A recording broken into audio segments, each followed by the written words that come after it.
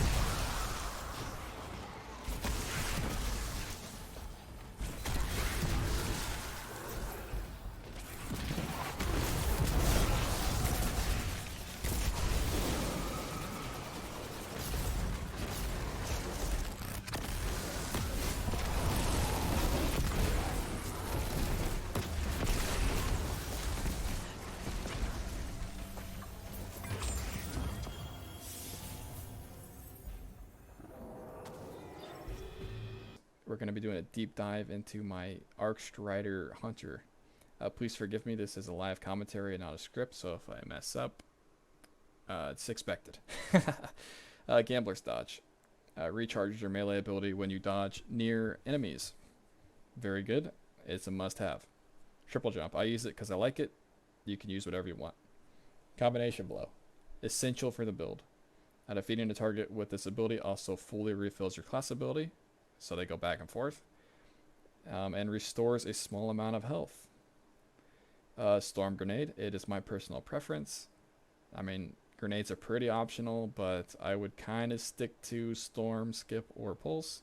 You can maybe find some use case for Flashbangs because it blinds Unstoppables and stuns them, but I would avoid Arc Bolt, Flux, and Lightning in PvE. Let's move on to the aspects. I'm going to start with Flow State. Defeating a jolted target makes you amplified. Pretty nice. When you're amplified, your dodge recharges more quickly. Not super useful for this build, but you are more resilient while dodging. I mean, that's pretty helpful. Lethal Current. After dodging, your next melee has increased lunge range, jolts the target, and creates a damaging aftershock. This is pretty nice, but this aspect actually has 2 jobs. It also allows you to damage any jolted target with melee, causes them to blind. This is very good for Unstoppables, because meleeing a jolted Unstoppable would blind them and stun them, so this aspect alone stuns 2 out of the 3 champion types. Moving on to fragments. The first fragment, and probably the most useful fragment, is Spark of Resistance. When surrounded by combatants, you are more resilient to incoming damage.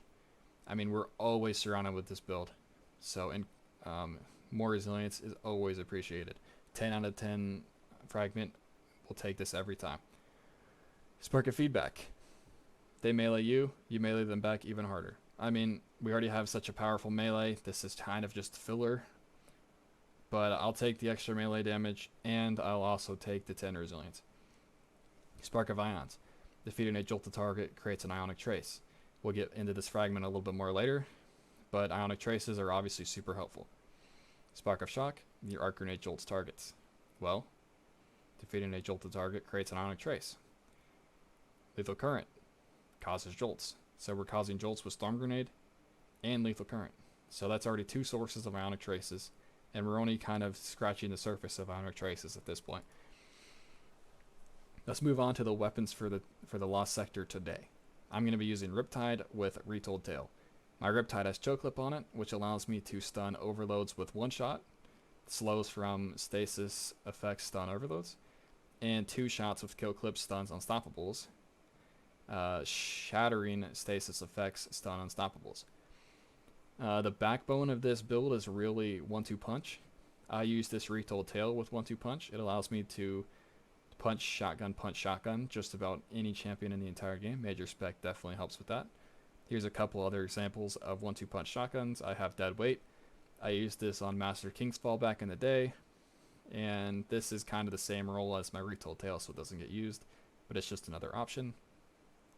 Ragan Hill D, it's a shotgun I use all the time. It's my kinetic 1-2 puncher.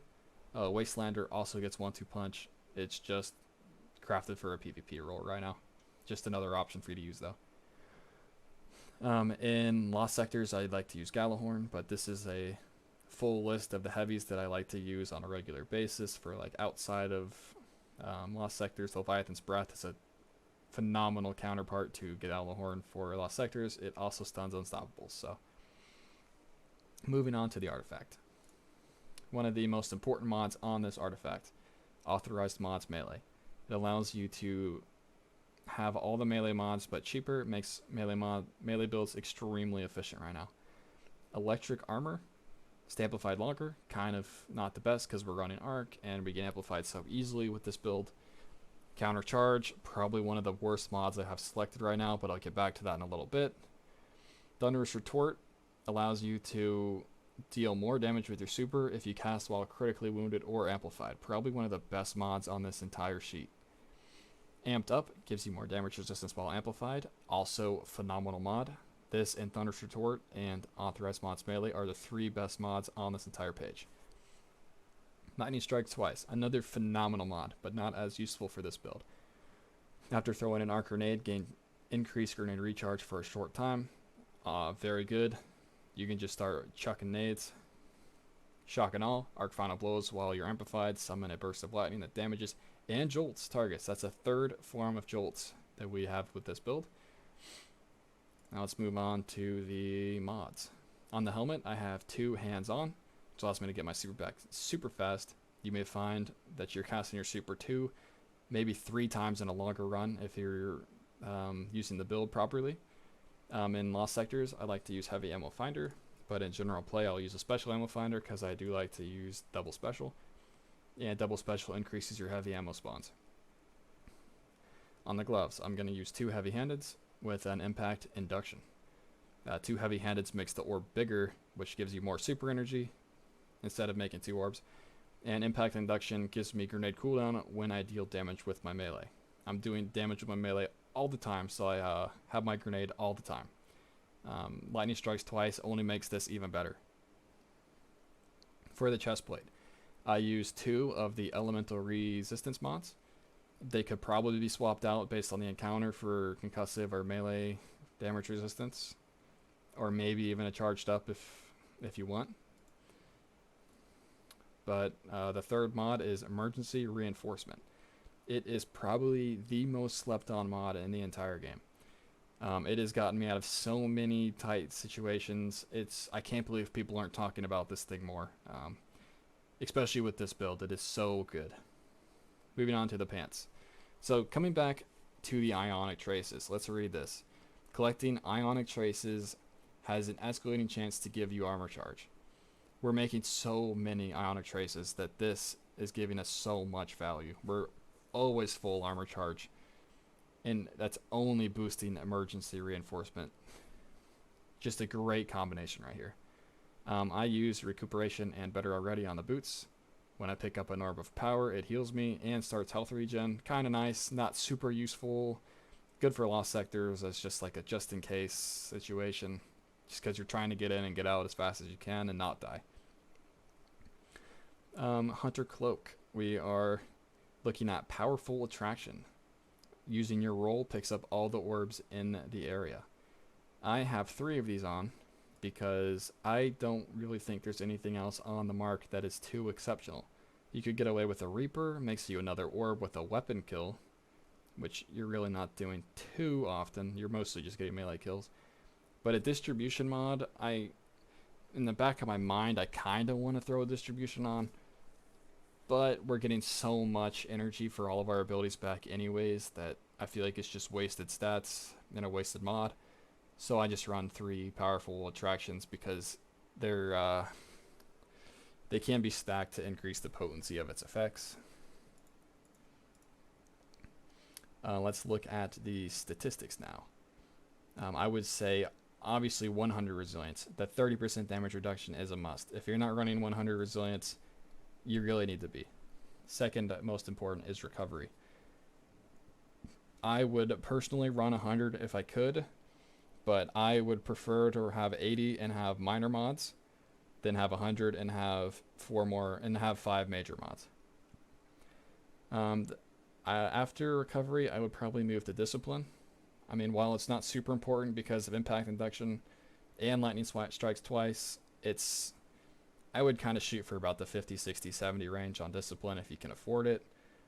But you're probably not going to be able to hit 70 unless you're running minor mods like I am. Intellect, super useless. Use 20 if you can. The amount of energy you get from hands-on and heavy-handed is just unbelievable. Any points past 20 in intellect are really wasted, but I couldn't give my armor to get me 20. Strength, people will look at this and be like, oh, it's a melee build. I need 100 strength. Well, in practice, that's kind of wrong. It's basically just wasted stats. If I could, I would have 20 to 30 strength, but just the way this build functions, using your roll to get your melee back, I mean, even if you mess up the combo, like I do sometimes, just punching stuff and getting generic kills gives you energy back. So, because of heavy-handed, I believe, it doesn't take too long to get your melee back. Mobility, I have 30. It's, once again, it cycles with strength. You get a kill with your melee, you get your roll back. You roll near something, you get your melee back, and it's just back and forth. Realistically, this build is pretty safe to time.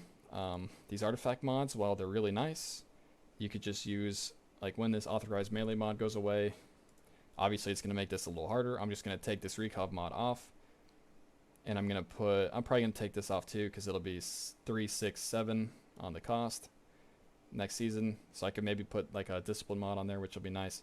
But yeah, this build should be pretty safe to time. These mods, while they are really nice, they don't make the build what it is, they just amplify it.